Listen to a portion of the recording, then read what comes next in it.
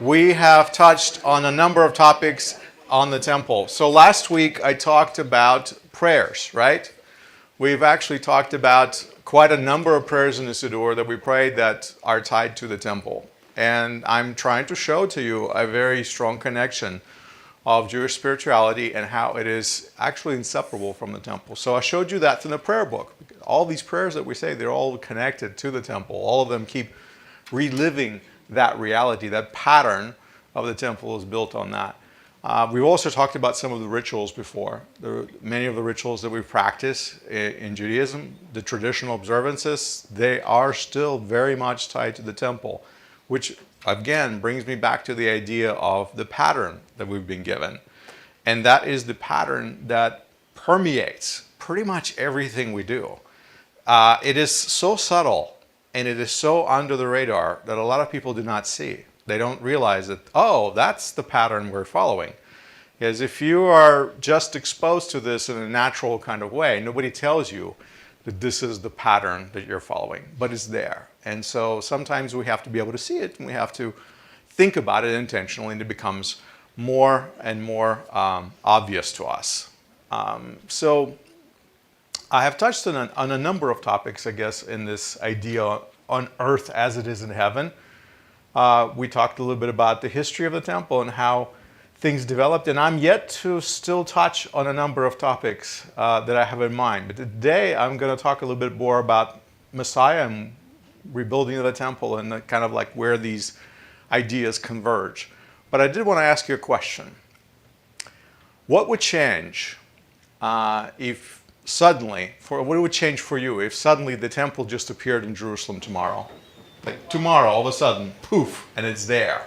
What would change? Imagine that it was restored. It is restored with all of its functions. Messiah reigns as king, daily presiding over the sacrifices. Will your theology, whatever it is that you believe, change in any kind of way? Because that just happened tomorrow or today. It's done. Will your worship be transformed in any way? Will your daily life and how you actually practice your faith, what you do, what you go through your day going about, how you structure your day, will that be changed? What would this reality alter in your life? These are all rhetorical questions, but they're practical questions. The reason I'm asking a barrage of questions like that is because I want you to consider the big idea. How would this change your life? And would it change your life? Or some people would answer and say, no, it wouldn't change my life in any way. It wouldn't change what I believe, wouldn't change my theology, whatever I believe the Bible means, because theology is basically us assigning meaning to the words that we read in the Bible. It's us interpreting those words. And then out of theology usually comes practice. So if I don't believe something, then I don't practice it, right? That's the idea. Or if I believe something very specific, then I live my life accordingly with what I actually believe.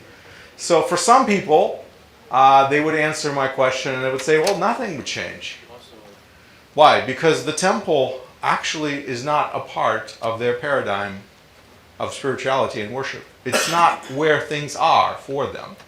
Now, you could probably guess the answer that for a traditional Jewish life, a lot of things would change. All of a sudden we start thinking about, okay, how am I making it to Jerusalem 3 times a year now?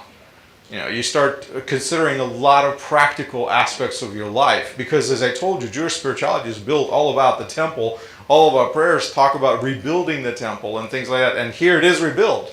So now we have to change all these words that we've been praying for all this time. We keep, I sort of say, our ritual observance, just everything will have to transform. And I want you to think about what would transform. And this is, again, it's an open-ended question just for you. I don't really expect you to answer right now on the spot. The reason why I ask this question is because I want you to be able to place yourself in this paradigm of how important or how non-important the temple is for you, or this idea of the temple.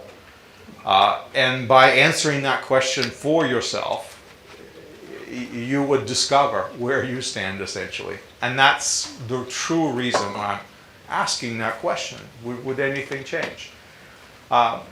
For some people, the temple is not a big deal. Okay, so it restored. Well, that doesn't change anything. I still sing the same songs. I still pray the same prayers. Everything is the same. My theology books do not have to be redacted in any way, shape, or form. For others, a lot will change. It all depends on whether they actually have hope of the temple. And for 2,000 years, we have had this hope now. Well, what if this hope actually realizes in our generation? How would that change everything? And how much would have to change? I think a lot would have to change. Does it make sense? And this is one of those questions where I'm asking you, like, you have to be able to peg yourself, where do you stand? I don't think theology in the sense of our core belief system as Jews will change. Right. We've always valued it, just hasn't been there. We pray for it to be restored. Right. Our practices will change. Sure, be cautious. It's there now. Right. And the end of those prayers have been answered from that perspective. That's right. But we've always held it in reverence and asked for its restoration. So theology in that sense hasn't changed for a Jew anyway. Right. It just changes from hope to Practice, reality. but practices it will change. We'll have to have lessons. We would all have to have lessons. You're absolutely right. There's a whole bunch of halakhic teachings will have to be developed almost immediately of how to approach the temple, because guess what? We haven't had to deal with that. For 2,000 years, we haven't had to deal with the question of, what do I do now that such a place exists? How do I come? How do I prepare myself? What do I carry? What are my obligations? What are the rules that I should follow? So all of a sudden, all these questions come up that we, right now, don't have to worry about, because that's not a reality that we have to deal with. But imagine if Messiah is in Jerusalem presiding over the sacrifices. That would change a lot of things for us. And that's kind of the reason why I'm bringing out this teaching, is because I want you to realize how much of a role the temple can play. And once you understand this pattern and all the connections that exist in Jewish spirituality to the temple, you realize how much of a pivotal point it is. And so today I'm going to explore the connection of the Messiah and the temple. Those two topics are actually converging and interconnected. A lot of times I would say that it cannot be separated truly one from another. And so I will focus on that. And I wanted to do that with beginning of reading a very traditional document, something very standard in Judaism. It's called Mishneh Torah. It's the writings of Rambam. He is a 12th century rabbi.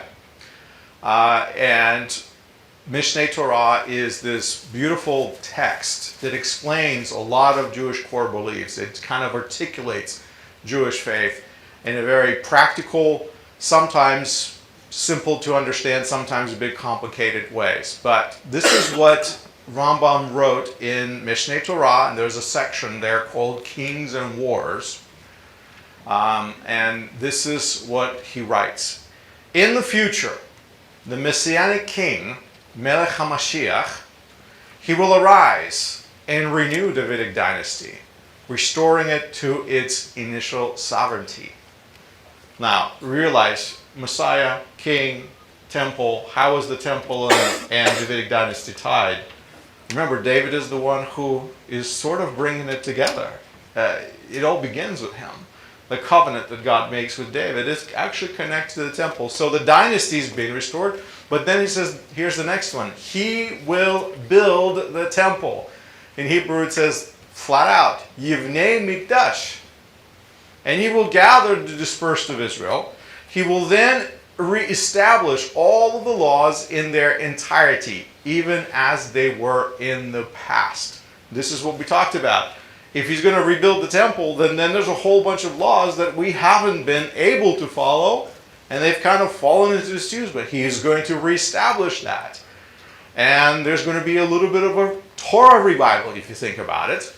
He says he will offer up sacrifices. This is what Rambam says. He says, Yikariv karbanot. There's no other way for me to translate that phrase. And the sabbatical years and the jubilees will again be kept in accordance with all of their particulars as described by the Torah. Do you realize that we are not able to keep the sabbatical cycle, the Shemitah, agriculturally, cannot be fully and traditionally observed? And that's a very important law that is tied to our prosperity. Israel's prosperity is tied into Shemitah, into the laws of the Maaser. We were reading today about the second tithe, right, from the Torah, the portion that we picked. That was about the second tithe. There's 3 tithes in Israel, and we're not able to observe those 3 tithes because guess what? The second one, the first one, the second one, they're tied to coming to the temple. They're connected to the temple so much. And giving to the priests, giving to the Levites, how can you do that if there's no functioning sacrificial system? But here it is. And so the sabbatical years, the jubilees are restored, and that means the entire economy, the agrarian economy, is absolutely transformed. Now, again, why? Because the temple is back. That's how much we're actually missing with missing the temple. We're not able to follow these. So he continues, anyone who does not believe in him, meaning in the Mashiach, in the King Messiah, does not await his coming, denies not only the statements of other prophets, but those of the Torah and Moses, our teacher. This is a very bold statement from Rambam. Basically says, if you don't believe that in Messiah, you're out with Torah too. The Torah testified to his coming, as Deuteronomy 33-5 states, God will bring back your captivity and have mercy upon you. He will gather you from among the nations, even if your diaspora is at all the ends of heavens. God will gather you from there, and he will bring you to the land. Now, the way Rambam understands these statements, there are very few statements in the Torah that can be tied exactly to Messiah, like point clear. He finds the statement about the scattering of the people and the gathering back, and he says that has to be the Messiah because nobody else can do that. And so he says these explicit words of the Torah include the statements made by all the prophets. So he ties that to messianic mission and redemption of bringing the people back after they've been scattered. And by the way, he is right. The prophets do explain those same exact ideas that are right there in Deuteronomy. They explain that, and if you read the prophets, then it will make sense to us. But he ties it all back to Torah, and that's where he sees actually messianic redemption in the Torah. He says, if you don't believe that, you don't believe the Torah. He continues. Reference to Mashiach is also made in the portion of Bilam, who prophesies about 2 anointed kings. The first anointed king, David, who saved Israel from her oppressors. And the final anointed king who will arise, and from his descendants will save Israel in the end of days. You see what he's doing here? You guys are familiar with the story of Bilam.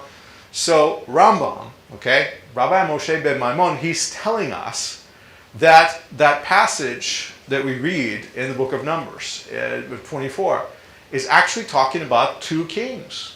One is David, and the other is descendant of David. So he says that passage in Numbers 24:17 through 18 relates, I see him, but not now. This refers to David. I perceive him, but he's not near. This refers to the Messianic king. This is Messiah. A star shall go forth from Jacob. This refers to David. And the staff shall arise in Israel. This refers to the Messianic king.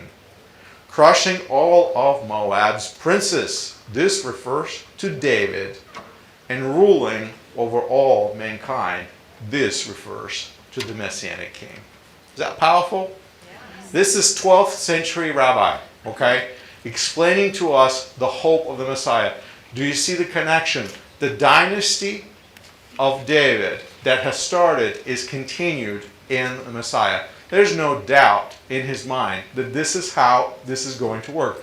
And he reads the stories, even about Bilam, and the prophecy, that famous prophecy about the star rising up and the mechokek, the ruler's staff, being between his feet. He interprets it in a very, very messianic way, but he doesn't just see one Messiah. He sees kind of 2 images. He sees David, who is here and now, or at least for him, that's already history past, right? Because he's living in the 12th century. And then there's Messiah who's yet to come, because for him, that's something that has not happened, because obviously he is one of those Jewish people still living scattered across the world. And so That's Rambam. It's beautiful. He keeps going. He keeps getting better. Let's put it that way.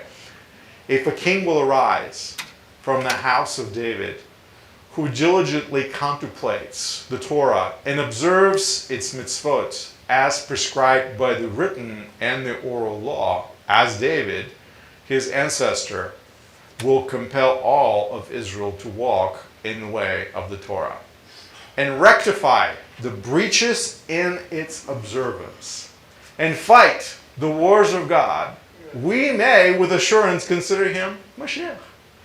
So here, Rambam begins to lay out the criteria, the qualifications of Messiah. He says, if we have a person who is actually a descendant of David, who starts doing these things, and he brings about this, we might just say, he's the one. He's the Mashiach. So, he needs to rectify the breaches in observance. Notice that he talks about that. There are issues with being able or not being able to observe the Torah. Messiah is the one who heals these things. And he fights the wars. And he says we may consider him Mashiach if he starts doing these things. But that's not all, because that's only a part of it. He goes on. If he succeeds in the above, and go get those things check marked, builds the temple in its place. Bana mikdash bimkomo, he has to build it in its place, not in Ethiopia. It has to be built in Jerusalem. And gathers the dispersed of Israel, he's definitely the Mashiach. Now, we might consider him Mashiach if he did the first things. But if he builds the temple and gathers the people, he's definitely the Mashiach. There's no question. But at this point, you don't need to start. Don't wonder. He is the one, because anybody who pulled that off has to be Mashiach. He says he will then improve the entire world, motivating all the nations to serve God together. As Zephaniah 3:9 states, I will transform the peoples to a pure language, that they will call upon the name of God and will serve him with one purpose. That's the vision of the Mashiach that Rambam in the Middle Ages articulates. And he articulates it very, very beautifully. I'm going to encourage anybody to read this. What I want you to realize is that traditional Orthodox perspective on Messiah is built on these very words. He articulated very clearly in the Middle Ages what Messiah is supposed to be, what is he supposed to do, what are the kinds of things that he's going to accomplish, and you might be surprised as you're sitting there and thinking to yourself, what about this, what about that, how come that this is not on a list, that is not on a list. There are some things that may be on your list that are not on his list, and I want you to realize why. Is because in the Middle Ages, the relationship between Christians and Jews were in a very terrible place. This is the time when persecution happened that was so strong and so powerful that most Jews would be crazy to consider any of those other claims, that they didn't seem central, they didn't seem pivotal, they didn't seem so concrete and foundational. And so many of the little things that you think about Messiah, oh, is it Messiah supposed to do this? Yes. Is it supposed to? It didn't make it into the list. And the reason why it didn't make it into the list, because this list is supposed to give you the fundamentals, the basics, the core. And this list is built in reflection of what's actually happening in the world and in the culture. And so yes, some things did not make it on a list just because they're on somebody else's list. Let's put it that way. I'm just giving you the politics behind some of these things. But that has become a very traditional and a standard foundation of Messiah. And so if you're going to talk to anybody who grew up traditional about Messiah, these are the kinds of questions they're going to ask you. Did he do this? Did he do this? Did he do this? Because that's the list of check marks that he is supposed to do. Now, there are many other questions that you may have now in relation to Messiah, what he did or did not do. That is a separate issue. The reason why I brought this list out for you, the main reason is I wanted you to see that at the very center of that list is this requirement of Messiah rebuilding the temple. He is supposed to be the rebuilder of the temple, and he is supposed to be the one who restores sacrifice and reinitiates that whole entire system. Now I realize that for some people this is maybe sounding absolutely insane, because there are theologies out there are interpretations out there that Messiah came to do away with that whole entire system. Why in the world would he rebuild it and restore it to reconstitute sacrifice? Like I said, this is the tension that we come into. We walk into this reality recognizing that there are different theologies out there. When people are reading the scriptures, they interpret it in a very particular way, and their take on it will determine of how they further proceed into this topic. So, this is the traditional perspective. Thoughts, ideas, reflections, anything you guys want to jump in on? I do find it particularly powerful that, like, not only do you have in the Gospels description of Yeshua's miracles correlating directly to the sanctuary, cause and effect of Leviticus, purities, impurities, this kind of stuff. But then, like, he dies for the sake of the temple. Like, he goes to purge the temple, to cleanse it, and then this becomes sedition that the temple leadership... That's brought into his trial. And so he's the king of the Jews is his claim, Right. His claim, but also the thing they used to say, you deserve to die. And so he's fighting for the sake of the temple, to defend it, to purge it, to cleanse it, to reestablish it correctly. Yeah. And so, like, I think we miss that so many times when we read these stories because we don't think of it in the positive light instead of... Right. You don't think of the temple being part of that story because people are used to think through the lens of, oh, where am I in the story, or what is going on? But they don't see that the temple is actually part of that paradigm. Yes, ma'am. So, I guess I was thinking about this issue of Messiah rebuilding the temple recently because I was, and you can tell me if this is like a longer discussion for later, but, thinking about Jewish groups that oppose, Zionism, that oppose any efforts in that direction versus my experience of the scriptures where Hashem has moved through human agents, to prepare the way for something that he is going to do. In other words, like Joseph being sent into slavery because God had a greater purpose. Yes. And God, using the conflict among the brothers, using the dreams, using Pharaoh's anger to cause, him to act one way or another so that the people could leave and so that God could show his mighty power in saving them from his pursuit. So I guess I'm a lot more open to the idea of God moving through human agents for a future action that we're going to see more clearly. Right. Because you've seen that before. Yes. You've seen that before, and you're saying maybe this is how it will happen. Makes sense. No, maybe the anti-Zionists, as you said, they have their purpose, right? Drake? Yeah, I mean, if I'm not mistaken, wasn't it Rambam who also opposed any action to the effect of, like, trying to just directly restore the kingdom, and that Messiah himself would do it, or that Right. the Jewish people ought not try to return to the land and reestablish anything, because that would be plucking from the hands of the Messiah one of his cardinal roles. I think, and so, like, I do. Mary's talking about it. Like, there was a great debate when Israel was established amongst Right. Orthodoxy, and Orthodoxy, a lot of them opposed it because they thought, well, who are we to take from the cask of Messiah what he's supposed to do? And so they thought it was. But it's ironic because, like, so much Zionism now, like especially religious spiritual Zionism, is the fruit of many socialist atheist Jews who established the state of Israel, in the early on, like Theodor Herzl and the rest. It's like these founders, if you will. I guess to what Mary's saying, it's like they could have been used by Hashem.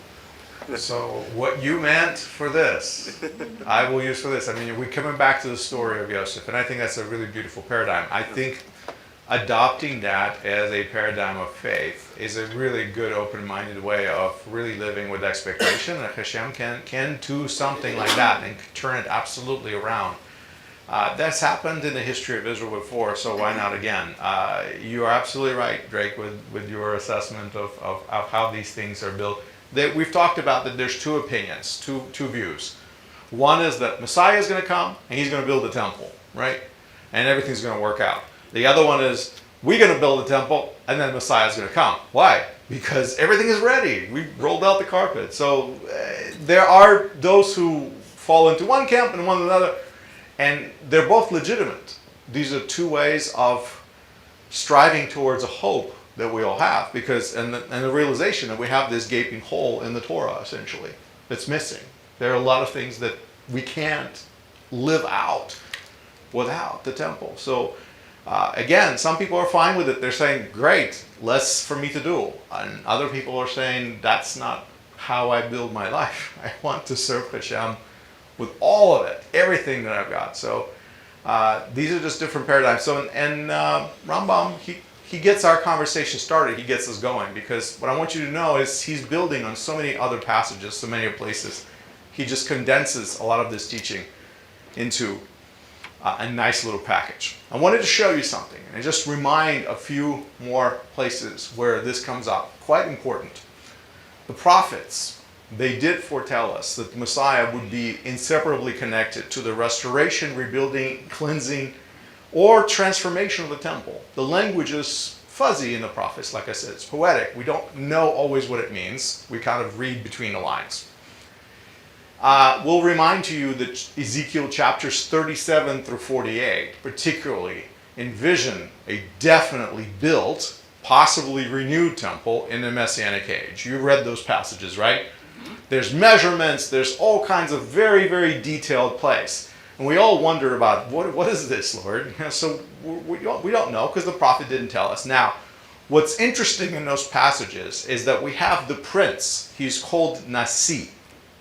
The prince himself is taking part in the sacrifices. We can read that in Ezekiel 45, for example. He's kind of leading all of that along, and he's definitely right there, smack in the middle of sacrifices. And the temple's glory is connected with the ingathering of the exiles and the eternal peace, or shalom. And that's, so I have a little quote here for you. I will make a covenant of peace with them, and it will be an everlasting covenant with them. And I will set my sanctuary in their midst forever. Okay? What we want to be able to see is that Messiah, or as I think he is using this code word prince, and I see here, is a part of this restoration process. That the covenant of peace that God is promising, an everlasting covenant, is connected to the fact that God will literally and physically have a mikdash. Okay? He says, Et mikdash, mikdashi betocham leolam. He says, I will be there, I will dwell in your midst forever. Messiah and the temple are so intricately interconnected that we actually cannot split them apart. Here's another example. In Zechariah chapter 6, verses 12 to 13, the prophet mentions the branch. You remember this story of the branch? Tzemach. He's a messianic figure from David's line. He's called the branch because it's this nice code word. To remind you that Jeremiah 23:5, it says, I will raise up for David a righteous branch, and he will reign as king. Any doubts that the branch stands for Messiah is just a short word, right? So in Zechariah chapter 6, same exact terminology is being used as we read that. And in there, the branch is tasked with constructing the temple. And this prophecy was given during the second temple's construction under Zerubbabel. Remember, the temple was destroyed. Jews are going into Babylon. They come back from Babylon and they start rebuilding the temple. And as they're rebuilding the temple, Zerubbabel right there, that's when this prophecy comes. And this prophecy is like a little disclaimer, implying that while the immediate temple that is being built right now in our midst is actually quite legitimate, the ultimate one is still awaits Messiah's involvement. That's what that prophecy essentially is trying to say. Not to put Zerubbabel into a place of Messiah or anything like that. It says, wait a minute, there is more that's coming. This rebuilding is not quite the rebuilding that we're looking to. And they're engaged in the process of restoration.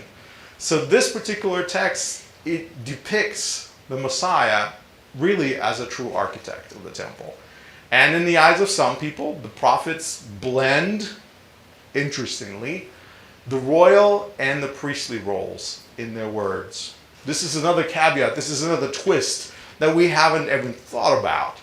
Yes, we talk about Messiah being king, but is it possible that Messiah is also somehow priest? The prophet promises that Messiah will sit on the throne, and he also adds that there will also be a priest on the throne. So Messiah will sit on the throne, and the priest will be on the throne. And the Hebrew grammar allows for a separate priest, kind of, I guess, being by himself, but it also says that he will be on the throne, making this reference kind of fluid and sort of implying that the king who's on the throne will be the priest. But he's not the priest, but he will be the priest. It's tricky. You ready to see this? There you go. Zechariah chapter 6, verses 12 to 13. Thus says the Lord of hosts, here is a man whose name is Branch, Tzemach, for he shall branch out of his place. And he shall build the temple of the Lord. So there you go. The branch, it says, Yivneh et heichal yod hei vav hei. He will build the temple of the Lord. It is he that shall build the temple of the Lord. He shall bear a royal honor, it says, and he shall sit upon his throne and rule. There shall be a priest by or on his throne with a peaceful understanding between the two. I included the Hebrew there for some of you who would like to dig into this a little bit because I wanted you to see the grammar. And the grammar is it's like that. You could be, you see, it says he will be al kiso. It says he will be Yoshev al kiso, sitting on the throne. And as you keep reading, the Kohen says will be al kiso, which means on the throne. Again, the same exact terminology. So the Messiah, this king, the branch, Tzemach, he is, it says Yoshev al kiso, and it says Vehaya Kohen al kiso. So which one of them will sit on the throne, on the chair? We don't know, because the prophet tells us both will sit on it. And out of this text like this, people read it and they say, well, is it possible that Messiah the king will also have some kind of a Kohen role, and that's why he's sitting on the throne, and these two are combined. His parents were both from priestly lineage, right? His parents? Whose Well, parents? Mary. His parents are who? Mary. Who are we talking about? Messiah. Messiah's parents? His Earthly parents. his mother, his Priestly? earthly parents' No. mother No. was from priestly lineage? No, wrong tribe. Okay, sorry. Judah. That's right, Judah, sorry. Completely wrong tribe. You're mixing up genealogies. John the Baptist, It's okay. Yeah, that was what his father. John the Immerser. When I think about this specific section, if your hope is so anchored to the temple, and then you go back to the land, and then you start building the temple, and then you don't have the means to build it as gloriously as you like, you end up with a dinky temple. Yes. And so like put all your hope into this space and into this place where God will meet with you and all this kind of stuff, and then for it to turn out to be really lackluster compared to what you thought, could really be a devastating blow to your faith instead of a substantiation of it. And so like when we hear these passages, it doesn't move the needle in the sense of like, oh, you thought this was the hope, now this is the hope. It's actually saying like, this will blossom, this will grow, and this is going to continue to grow. Like the vision is still high, the vision is still there, it hasn't been diminished. Just because you've started it doesn't mean that it will complete in your days. It doesn't mean that it will only be what you see. Do not despise the small things, but also aim towards the great things. Like it's casting the vision. The vision is still there. The vision of the temple fulfilling its place in our lives is still there. Even though your version of it right now is dinky, And one note, like Herod's temple wasn't finished building until within like 30 or 40 years before the destruction. So it was being constructed all throughout, like generation after generation, till like almost the very end. Mm-hmm. Yeah. So we have these prophecies that are a little bit enigmatic. They're very interesting. Yes. One of the things is sort of a parallelism I find with the temple itself, is the temple was supposed to essentially be, and all temples were sort of a microcosm of the universe. You know, Yes. you had pillars, you had big baths of water for the seas. You know, everything was kind of like again a microcosm of the universe. So one of the things you notice, like in a lot of religions throughout the world, is that oftentimes the world would come into being through a person. So like in Chinese mythology, Pangu was the primordial person, and his tears became the rivers, and his bones became the mountains, and those types of things, right? And alchemy, I think, says something similar, if I'm not mistaken. But there's always this idea that that existence kind of rests on a single person, a primordial person. And so it's an interesting thing, because you have the temple, which is a microcosm created by a designated king. And it's sort of like this, it mirrors that pattern very well. You have this person who's outside of it, but nevertheless it's sort of created through him, Right. if that makes sense. And by the virtue of that creation, he becomes tied to it now inextricably. Yeah, exactly. So that's the imagery of the Messiah and the temple that I want you to see, that they're kind of tied together. Whenever you see one, you see the other. Whenever you see the other, you see that one. And so they always coincide. Like I said, that's why I'm always, as I read these passages, I look through this. And this is one of those enigmatic passages. And I want you to realize why the whole priestly and the royal ideas are blended here. It says, V'yatzat shalom tiyeh ben shneim. So that literally says right there that between the two of them, there was established a shalom, a peace, a complete harmony and tranquility. So there are two in here, the priest and the king, but somehow there is a complete shalom that exists between the two of them. And that's where people look at this and they say, and both of them are on the kiset, they're on the throne. So that's when people look at it and say, wait a minute, why can't Messiah have that priestly role? I have a question, because I don't know.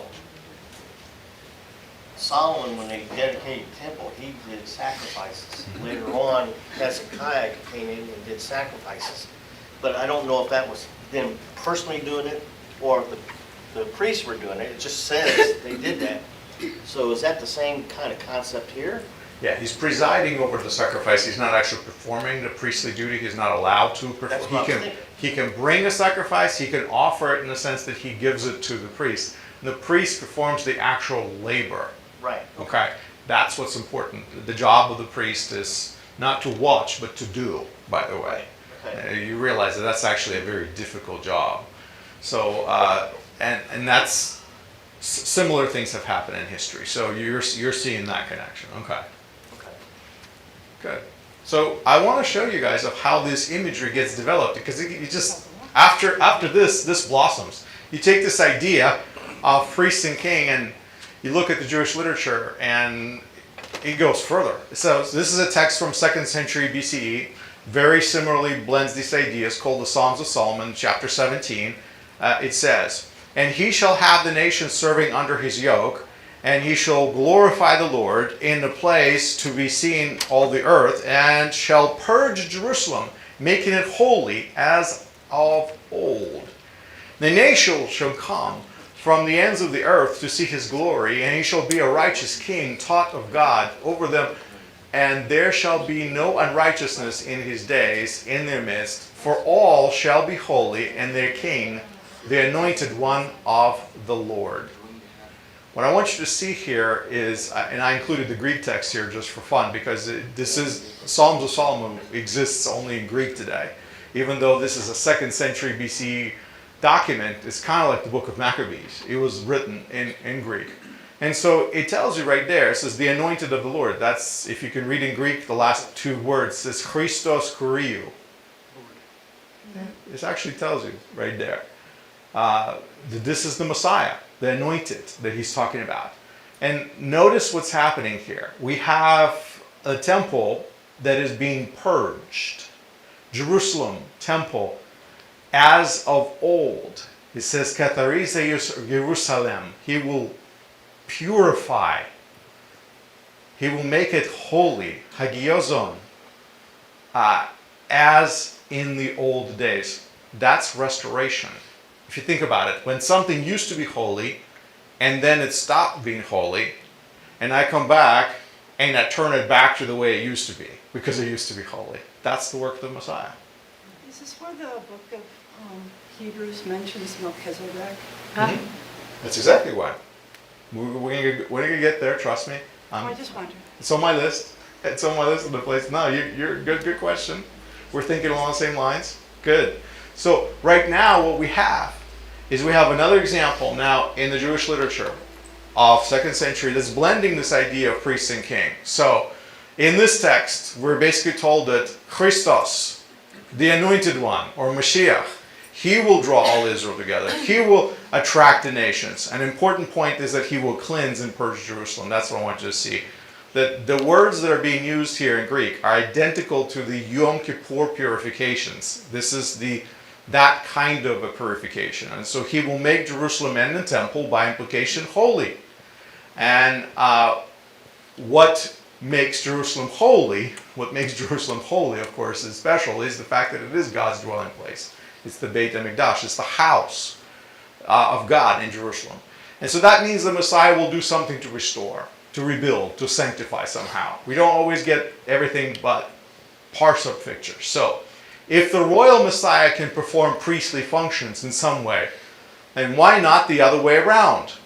Here you have a document called the Testament of Levi, and you realize this is another Jewish document from 2nd century BCE, where supposedly Levi, the ancestor, is writing to his sons. He is writing from a priestly point of view. So it's an extra-biblical passage, but the text connects the descendant of Levi to messianic promise. And then Levi the patriarch announces, "Then the Lord will raise up a new priest, to whom all the words of the Lord will be revealed. He shall shine forth as the sun in the earth, and shall drive away all darkness." Sounds very grandiose, right? "And there shall be peace in all the earth." Does that sound familiar at all? Except here, it's not a king doing it, it's a priest doing it. But consider the source. This is called the Testament of Levi for a reason. Huh? Not really Sadducees at that point yet. Yeah. Yeah, later, even in Qumran scrolls, you find the same kind of ideas. What I want you to see is an overlap of Messiah acting in a priestly way, or a priest acting in a messianic way. If you can have one side of it that way, then you can have the other. And that's just an example of what happens. Like once this idea is becoming a reality, people start talking about this.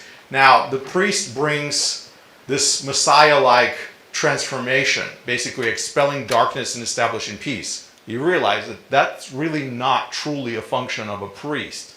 That's more of a function of Messiah. But in this particular writing, they kind of flip the tables on it. So one of the Qumran scrolls, the ancient priest king of Salem, leads the charge in the end time battle. Another interesting example from Jewish beliefs, right, of that era. Melchizedek will exact the vengeance of God's judgment from Belial and the spirits of his lot, and all the gods of justice will come to his aid to attend to the destruction of Belial. So, unfortunately, these scrolls that we have, the 11Q13 is a fragmental. There's holes in the manuscript, and so all we've got is what we've got. We don't have the whole story, but they're very beautifully weaving Melchizedek into this role. Now, why Melchizedek? Because Melchizedek is a priest. And it takes the job of the priests to do temple things. And he understands the importance of sacrifice. So the Qumran Jews are really looking for a priest king type figure. And Melchizedek fits the bill because he's both a priest and a king. Remember, he's the king of Salem who offers sacrifices and worships God Most High. That's what we read about in Genesis. So then Psalm 110 could be speaking to David, who is waiting to take Saul's place. And this is how a lot of people actually understood Psalm 110 in those days. It says, the Lord has shown and will not change his mind. You are a priest forever, according to the order of Melchizedek. You see, David could not have been a priest according to the order of Aaron, but he could be a priest according to the order of Melchizedek. So a lot of people interpret Psalm 110 back in antiquity exactly that way. They understood it to be a psalm actually about David, and it was called the coronation psalm, where it says, the Lord said to my Lord, right? Sit at my right hand. I will put your enemies at your feet. Why? Because guess what? You're going to be king, and all these people who hate you, David, they will come and bow before you and offer their homage. They will actually, these people who hate you, they'll be bowing before you, before long. So you just have to wait. And so he has to wait for Saul to be removed in a natural way. So that's Psalm, again, 110. And Melchizedek enters the picture. Now we get to Hebrews. Now, if perfection had been attainable through the Levitical priesthood, what further need would there have been to speak of another priest arising according to the order of Melchizedek, rather than according to the order of Aaron? Again, Hebrews asks these questions. It says, for one of whom these things are spoken belonged to another tribe, from which no one has ever served at the altar. The book of Hebrews can be complicated, convoluted sometimes, twisting things, saying things that sometimes are hard to understand. And really the twisting part comes from us interpreting it and the way we read it and understand it. But the writer of Hebrews writes and ties Yeshua, the son of David, to the same priesthood, just as Psalm 110 ties it to David. And that's what I wanted you to see.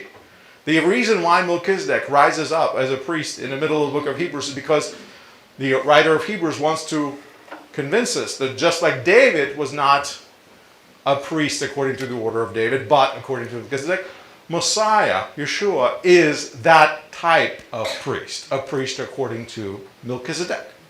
And so this idea of king and priest being fused together has not left. In fact, it just transferred to yet another piece of Jewish writing in yet another way. Now, what people do with the book of Hebrews is sad because they twist it to be saying something it's not saying, and that is kind of denigrating the temple in any way possible, but that's not what it's about. So some read the verses in Hebrews that elevate the Messiah over the Levitical priesthood and presume that this somehow diminishes the priests or diminishes the temple. They read, oh, Messiah is greater than, well, that means the temple and all these things are lesser. Now, this is very foreign to Jewish expectation, where the temple is the epicenter of divine presence. If you actually buy the idea that the temple is the very presence of God, it's the locus of God's presence, then spinning the text that way is so unnatural because it ignores a core presupposition that the temple is a good place, not a place just I can't wait to demolish and destroy. You see, Messiah's coming into the world is not about undoing the temple, but about its rebuilding. And Shimon, perhaps you remember him, insisted in the book of Acts that Yeshua's coming was restoring the fallen tent of David. Now, I know people spin those verses in every kind of way possible, but guess what? He's doing the messianic work of restoring that which was of old holy. And now he's doing the same very thing. We've looked into some passages from the prophets who all envision the Messiah in the temple, not Messiah displacing the temple. There are many more other passages I can bring to you from the prophets to show to you this idea where Messiah doesn't displace the temple. And you will have slews of theological books written to explain to me how exactly Messiah did that very thing, which the prophets say he will not do. Explain that to me. And this is the problem I see. This is the tension that I see that exists in people's understanding of the temple topic. The reason why I started my teaching with this question that was a bit provocative, what would change for you? How would your theology change if the temple was standing in Jerusalem right now, tomorrow, today? Poof, it's there. This is what I'm challenging. I'm challenging the idea that people have built up a theology that doesn't line up to this reality that the prophets have envisioned. So we're not quite there yet. Guess what? Next, I am going to explore some teachings that express the idea that there is no need for an actual temple. I'm going to talk about that Yeshua is the temple and the people are the temple. You've heard all these teachings. I'm going to explore some of them. Remember, I started teaching to you about the temple, and I said what the temple is and what it is not. I'm coming back to this now for a different loop. And I will also explain the role that the nations do and play in the temple worship. I'll paint a picture of what it was like before, and I'll paint a picture of what it would be like when the temple is rebuilt. Because whether you like it or not, the temple is at the very core of Jewish spirituality. And as long as Israel is around, and we have a pretty good promise that Israel will be around as long as the stars are in the sky and the sun is shining, this is the idea that's not going to go away. People can talk about displacing, replacing, they can talk about Messiah coming and abolishing all kinds of things. Or we can go back to the prophets and see what it actually says that he's supposed to do. He's supposed to rebuild the temple and restore its sanctity and its holiness and be there. And that's, now you understand my question in the very beginning of the teaching. Hopefully you see where I'm going with that. So, this is a little preview, a little teaser for you of what's coming next. Because I know you have questions. People asked me last time, what about this verse? What about that verse? Doesn't it say that we're the temple? It doesn't say that Yeshua is the temple. I'll deal with it. I'll help you understand those texts. Because it really is not that difficult. You just have to read it carefully and understand it. And then all of a sudden, the spin that people put on it is no longer possible. It just takes reading it intentionally. Okay? So, something to tease you with, all right? Questions, thoughts, ideas, reflections, what do you guys have on your mind? Anything that you want to bring in? And maybe there's another topic that I need to kick into my mix. The thing that resounds in my mind whenever I hear these subjects is about the Messiah doing this, about the temple. This is exactly what David did while Saul lost the Ark of the Covenant. While Saul let Israel go to shambles. Like, they're in the promised land, they've lost their holiness in certain kind of like manifest ways. And David seeks to restore it, and once he sees that all peace has been had, he's not content with the glory of the Lord in a tabernacle, in a tent. He wants to see it just as grand as what he's been able to obtain for the kingdom. And so, like, the desire for God to dwell among us, if you have a desire to see the presence, to see the face of God, like, it is one with the temple itself. And David lived that out so perfectly so that prophecy after prophecy could be written about him and people can understand what all those things meant from the first go. Yeah. It's a big topic, like I told you. I just took a bite out of this one, and it just keeps on giving. Today, I showed you just a few passages about Messiah and the temple connection. There are other prophets that spell it out in a variety of different ways. I chose the ones that I chose because I wanted to show you a certain string of logic, and I took you down the priest-king paradigm. But then there's other aspects of the temple, even the timeline and things like that all line up to the Messiah, because the prophets always talked about the temple. And so we have to keep looking at those words. And so when Yeshua came and walked among us, what are the things that he kept saying? That all these words are going to be fulfilled just as it says about him in the Torah and the prophets, in the Torah and the prophets, and putting those things together. And those are the places that we look to understand what is it that God has for us. So hopefully you guys are seeing why the temple is such a central and a pivotal, important hinge in everything that we do. And coincidentally, our worship is arranged around that pattern for that very reason. It is a very deep and rich topic that we'll just keep exploring. Okay? Awesome. Thank you.